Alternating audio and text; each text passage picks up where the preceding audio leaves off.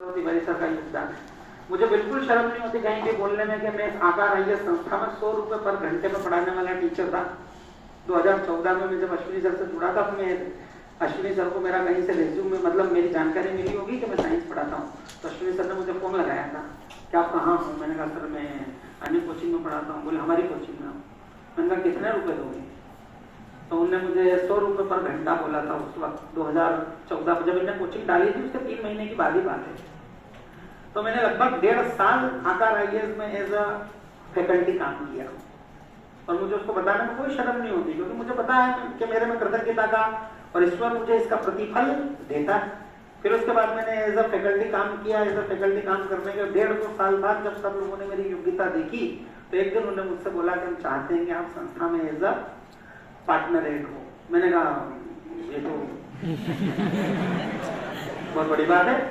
उन्होंने बोला कितना प्रतिशत लेने चाहोगे? मैंने कहा माई बाप आप तो जो दे रहे हो यही बहुत बड़ी बात है। मैंने कहा मैंने तो जीवन में कभी इतना सोचा ही नहीं, मैं तो कभी भी मटेरियलिस्टिक व्यक्ति रहा ही नहीं। मैंने कहा जो आप बोलो वो ठीक। मैंने कहा मैं तो 50 रुपए में उठ के आया, 100 रुपए घंटे व्यक्ति बढ़ाने वाला व्यक्ति हूँ। आप जो दोगे वो मेरे लिए बहुत है। फिर कंटिन्यू में संस्था के साथ काम करता रहा और आज भी मैं खुले मंच पे सब लोगों के सामने इसलिए बोल देता हूँ क्योंकि इससे मेरे में भी एक झुकने की प्रवृत्ति हमेशा, मेरे में अहम का भाव नहीं आता। वो दोनों आज भी खड़े रहते हैं तो मैं उनकी बराबरी में बैठने से बचता हूँ।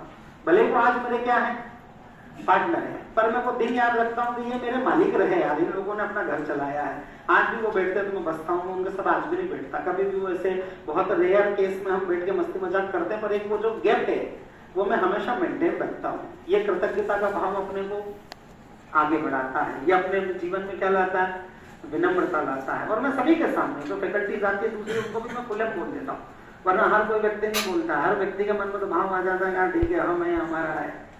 मैं हमेशा इसलिए रखता हूँ क्योंकि इससे आप विनम्र बने रहते हो। प्रकृति फिर कृतज्ञ लोगों को ही आगे बढ़ाती है। इसलिए विद्यार्थी में सबसे बड़ा गुण होना चाहिए कायदा कर दे। किसी में भी व्यक्ति आपको, कोई भी व्यक्ति हो, कोई भी व्यक्ति आपको जीवन में कुछ भी दे जिसकी आपकी सफलता में 1% भी योगदान रहे तो आप 10 बार उस बात को बोलो।